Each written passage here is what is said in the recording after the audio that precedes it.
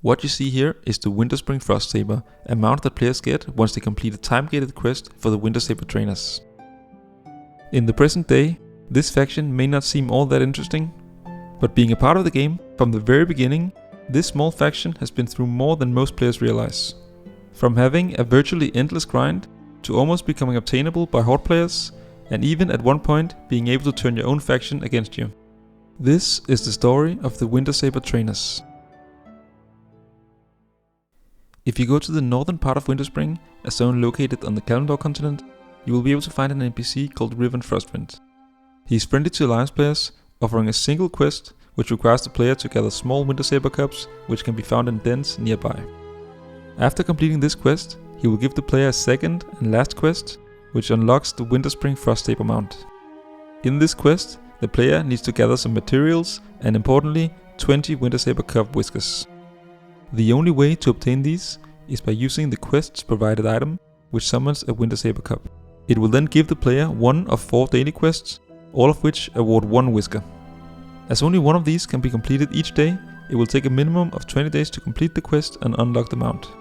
What a lot of players don't know is that you could make it completely impossible for yourself to get this mount. This is because the faction that he is a part of, called the Wintersaber Trainers, has the award toggle, which makes it possible for players to attack him. Reputation adjustments is something that we'll come back to later, but what players did was they would kill the quest giver, which lowered the reputation with the faction. And once falling to unfriendly standing with the faction, it is no longer possible to accept or complete quests, and there is no way to regain reputation, meaning that the faction and the mount that it unlocks is essentially impossible to complete. This also used to be the case for another faction called the Ravenhold Manor, which can be found in the northern Hillspit Foothills zone. At some point, fairly recently, this was fixed, so killing him no longer drops the player below neutral standing. While characters who already did this will never get the mount, the lowest you can go in the current retail version is neutral with 0 reputation points. If you complete all of the quests and make sure that you kill the quest giver in between turn ends, you can still make it impossible to reach Exalted. But at this point, you will already have the mount anyway. The faction, as well as the quest rewarding the mount, is quite old, having worked this way for the last 13 years, ever since the Cataclysm expansion released in 2010. Before this, during the Wrath of the Lich King expansion, the faction functioned more like a regular reputation grind, where the player would start out at neutral with just 1 repeatable quest being available. As you gained reputation and reached halfway through neutral, you would be able to complete 1 more quest, and at Honored a 3rd and last quest would be available. All 3 quests were repeatable, so you could essentially choose which one you liked the most, and they were all completed within the Winterspring. But due to the large size of the zone, as well as the Frostsaber Rock being located in the very northern corner, the reputation grind involved a lot of traveling from place to place. The quests also gave very little reputation, so little that you needed around 550 turn-ins to progress from neutral to Exalted.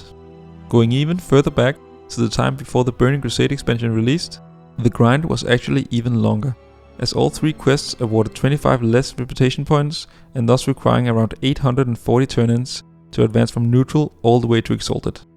Not a lot of players know this, as in the classic version of the game, the reputation values from the Burning Crusade expansion are used. This does make the grind slightly more sensible, but to put things into perspective, most classic players haven't even completed 550 quests in total by the time they reach level 60.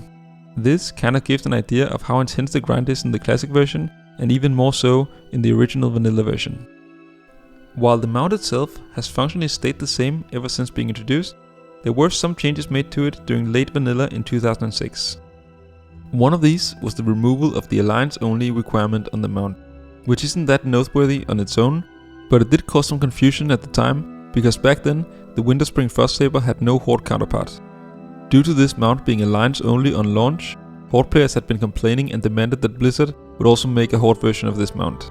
Looking through old forum posts, you'll see players theorizing that the mount would finally become obtainable for Horde players. And just a few months after these changes, Horde players seem to have finally gotten what they wanted, as the newly added Blood Elf race was neutral to the faction just like Alliance players. However, unlike for Alliance players, the quest giver didn't offer any quests, and the Blood Elf players would only be able to see the reputation in the reputation tab without having any way of improving it. While Horde players were hopeful that they would finally get this mount in the near future, they ended up disappointed, as it turned out that Blood Elves were only neutral to the faction due to a mistake. This was soon hotfixed, leaving the faction hostile to the Blood Elves, just like the rest of the Horde. While it's hard to tell exactly why Blood Elves were neutral to the faction, it might have something to do with Blood Elves initially being intended for the Alliance. If you play the classic version of the game, you can actually still see some remnants of this, where most of the High Elves, who would later become playable Blood Elves, are friendly to the Alliance and hostile to the Horde. Going back in time to patch 1.4, we get an idea of why the mount is so unique.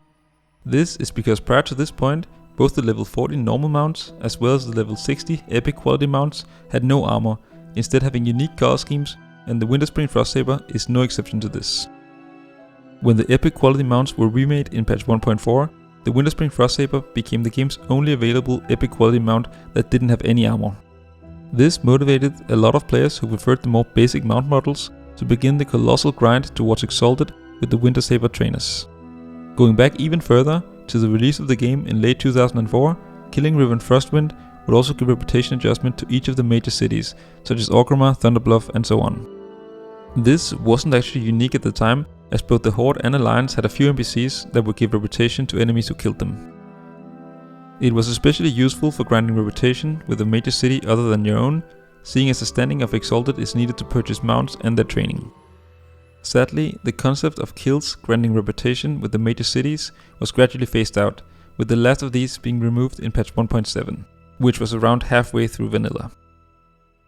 What makes Riven Frostwind unique is that for the first 2 patches of the game, he gave adjustments to major cities' reputation while also being killable by both the Horde and Alliance players. Horde players could kill him for some easy reputation with the Horde, which kinda made sense. But Alliance players could also turn on their Add War toggle and then kill him, which resulted in negative reputation adjustment with the major factions of the Alliance. This enabled Alliance players to become hostile with major cities such as Stormwind and Ironforge, which would make guards attack them on sight. As you can see, this would make normal gameplay impossible, essentially banishing the player to one of the neutral Goblin cities. Blizzard likely realized the danger of this, and ended up removing the interaction from the quest giver in patch 1.3, around half a year before the concept was removed in its entirety in patch 1.7. Seeing as this was fixed just 3 months after the game's release, coupled with the NPC being in a high level zone that players took a while to progress to, let alone turning on the Add War toggle and then killing him, it's possible that no player ever used this NPC to turn themselves against the Alliance. Even after the removal of this interaction, it was actually still possible to turn yourself against your own faction, as Horde players could get a temporary debuff that turned themselves against the Horde. This was the case until a Horde guild attempted and succeeded to all get the debuff and then raid Orgrimmar, killing the Horde's warchief Thrall as a Horde guild for the first and likely last time ever. After seeing this, Blizzard quickly fixed the buff as well, meaning that neither the Horde nor the Alliance could turn on their own faction. So even though it would have been fun to see an Alliance guild taking on Stormwind and perhaps even beating Bolvar while it was still possible, it just never came to be. I hope you enjoyed the video and thank you for watching.